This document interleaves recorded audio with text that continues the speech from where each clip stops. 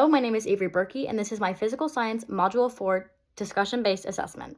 Before I start, I would like to express my apologies and acknowledge the exceptional time that it took to complete this assignment. Part of that was because I did plan on doing this assignment last, and so I had put it off. But the big part of this is that I have recorded this video I think over a dozen times, and it has been lost every single time, either in post or in submission, or I've been recording the video and it has stopped mid-video or deleted and crashed my phone. And this has been very frustrating and very stressful, so yes.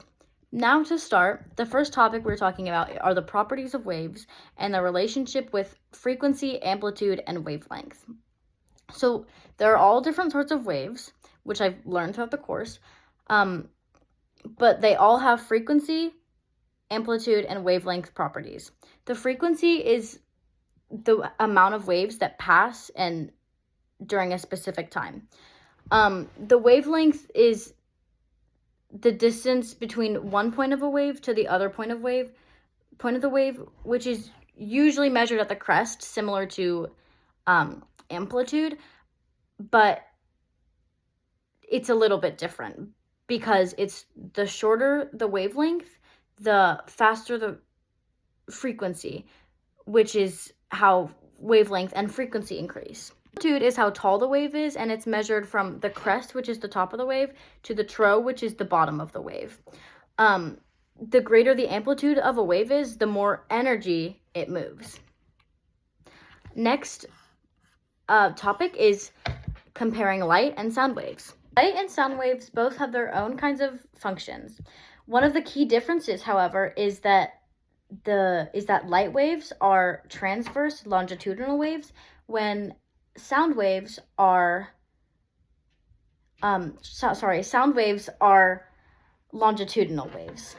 Excuse me, I just totally jumbled up my words when I was talking, but I really can't redo this. So instead of what I just said, I would like to rephrase and say that light waves are transverse waves when sound waves are longitudinal waves. The biggest differences between the two are that with a transverse wave, the oscillation moves perpendicular to the wave, with longitudinal waves, the wave and the particles all move in the same direction.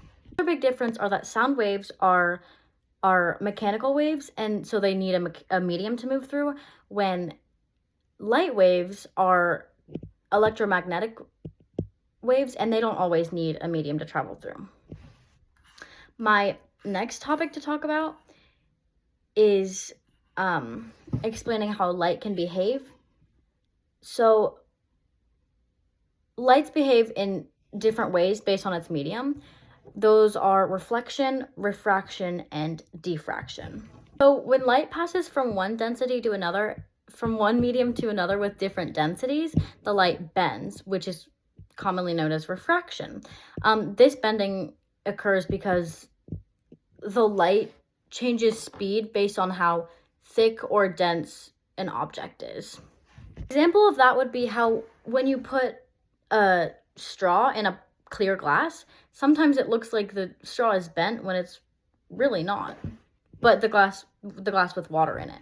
So diffraction is when light spreads out to a certain size, which is dependent on how big the wavelength is in comparison to the light, and the light just spreads out to get it through a small pathway or to move around an obstacle. An example of this is light creating patterns when it passes through a slit.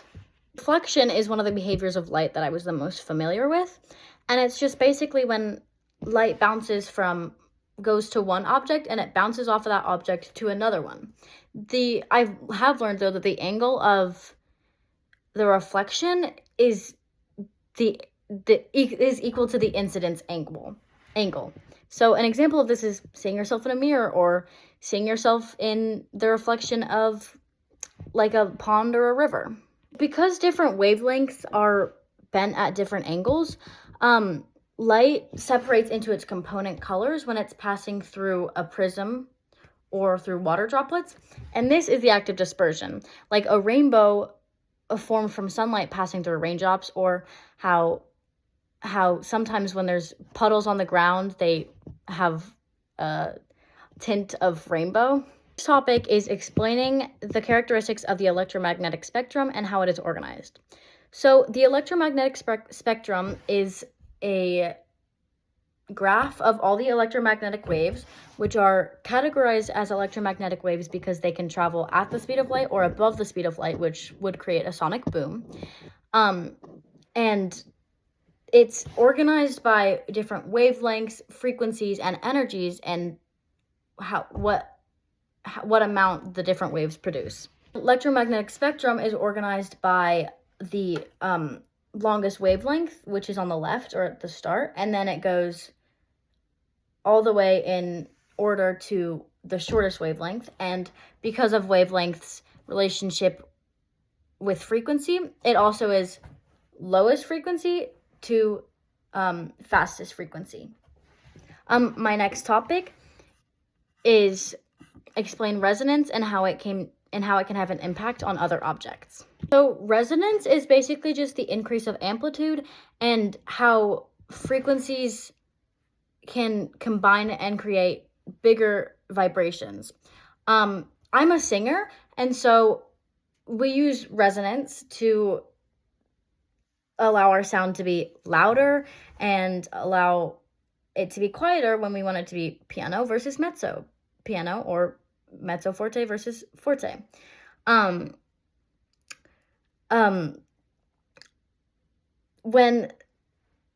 When resonance occurs, the energy transfer is the most efficient and it can create the biggest vibrations.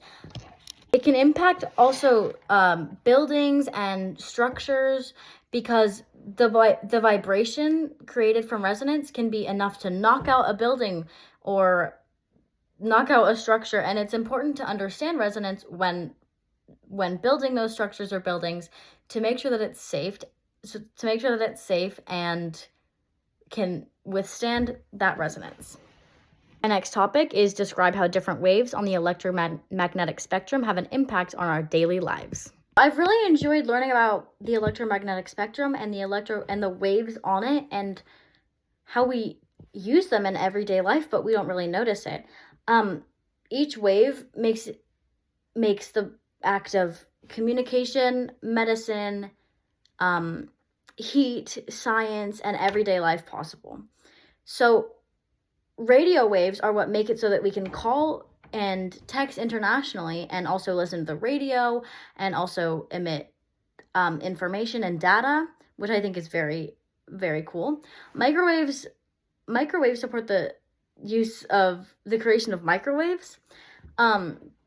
Infrared cameras use the heat differences in an object to locate heat and where it is, and this helps firefighters to see where they need to go and what's the most important. Ultraviolet or UV rays are used in sterilization, tanning, and vitamin D. They also can provide sunburns for us, and sometimes they go to the tanning bed, and that's UV rays, which is probably not very good for you. X-rays are used for medical imaging to see through the skin and through the organs and see the bone. They help doctors to detect breakings or diseases, and they also help at places with high security like airports to see inside of a bag to see if there's any threats or any illegal items or substances that should not make it past that part of the airport. So gamma rays are used to sterilize medical equipment, and they can also be used for cancer treatments. But when used too much or when misused, they're very dangerous, and they can cause high exposure to lots of different dangerous outcomes for humans. My next topic is explain how the ear receives and interprets sound. So the vibrations that are around all of us everywhere are what create sound. Well, they create sound waves, and those sound waves travel to our ear. First, they hit the outer part of the ear, and then they funnel down into the middle part of the ear, which then funnels it all the way into the inner ear and the eardrum. The coolest thing I think about this is that when sound reaches the eardrum, the eardrum moves like almost it's a real drum. Another cool part about learning about this is that the cochlea, which is tiny hair kind of structures, they turn the vibrations into electrical nerve impulses, and those turn into electrical energies when sound waves hit them. Thank you so much for watching. I hope that you enjoyed, and I would also like to apologize that I'm clearly a little bit on the edge. I am just very much stressed and anxious right now, and so I apologize for that. But thank you.